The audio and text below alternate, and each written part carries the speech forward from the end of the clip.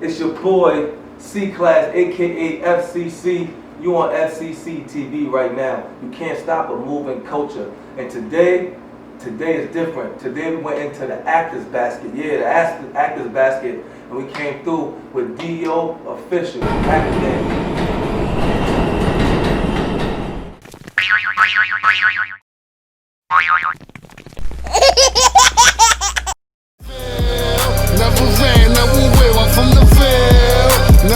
Dee-o Official here with FCC TV. Can't stop a moving culture. You understand what I'm saying? So this is what it is. I'm here. Let's go fam. Let's go thing. L's up. Let's get it rocking. You heard? Interview explosive.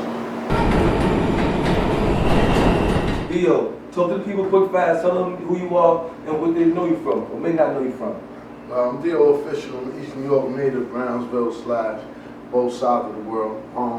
Did Dave Chappelle, Chris Rock.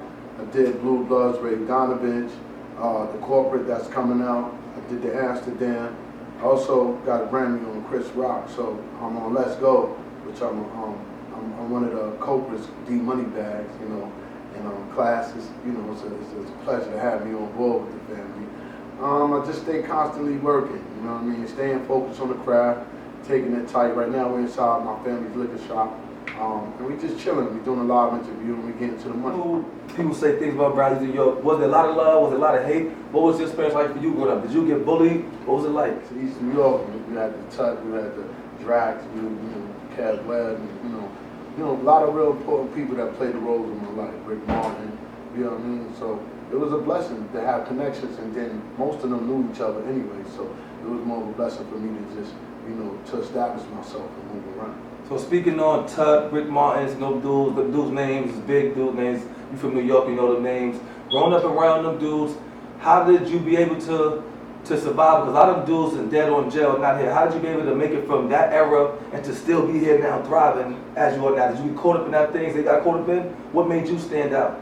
Well, you know, how it happened was just learning from the experience, learning that whatever you do, just stay solid. And if you stay solid, you're going to go further. But if you, my man today, you're not my man tomorrow, and then you flip on me, and you know, it's going to be the same cycle. So we're trying to break that. It doesn't mean that you're tougher than me, I'm tougher than you. It's understanding what we're facing and being real as people. So growing up in that era, understanding what they taught me was to be solid all the way around. So that's how I move. You know, the dude did something, you know, we checked it, or I checked it. I didn't try to act like I'm with you on one side and tomorrow I'm on another side and I see you and I act different. No, if you disrespect you, you disrespect me. So that's being solid. Well, I got to step up and be like, nah, man, I'm not with it. You understand what I'm saying? And I'm going to stand strong on it. So the respect has to be solid. So just being solid means you have to be who you are at all times without changing. And I got that from being between Brownsville and East New York and the style of town. And, you know what I mean? Just being a solid dude. Not trying to be better than no one. If I can't help you, then I don't need to, you know, we can't help each other, it don't make no sense. But I don't need to step on you to come up. So when did acting become a part of your life? It was funny because I was just coming home and off of this beef, and my brother was like, yo, you know, you ever think about doing the stuff that we do in real life for TV? And I was like, I ain't doing that. So I had a call, and Donnell Rawlins at that time was living in our house, so you know he was doing his comedic stuff and all that, and he and my brother sat down and you know they used to make jokes, you know, straight, you know, roasting, you know what I'm saying? So I used to want to fight, like, yo, come on, man, we too old for that. And then he was like, nah, you think you want to come out? And he brought me down to the show, and that's how I wound up doing it. So you said, basically, pretty much, you came home from jail bed, right, and then you met Donnell Rawlins. So Donnell Ashley Larry, explain, how did you meet Donnell Rawlins so you could just go from jail to doing work like that? Donnell was living in our house. My brother, we was in the Ville, like part of the Ville. Oh, Donnell Ashley Larry was living in the Ville? Yeah, he was living on Somers with us. We was living on Somers Street at the time. And my brother had the crib, so when I came home, I didn't want to get paroled nowhere.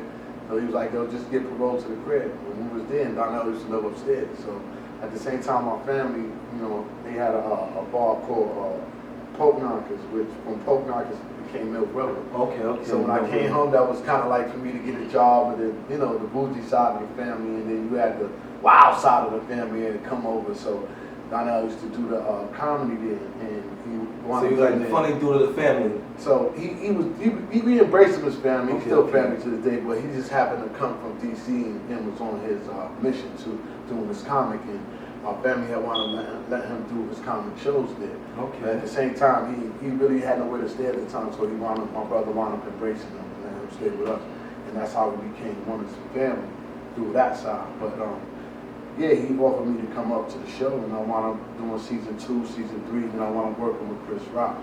And the album Never Scared 2004 had got recognized for a Grammy.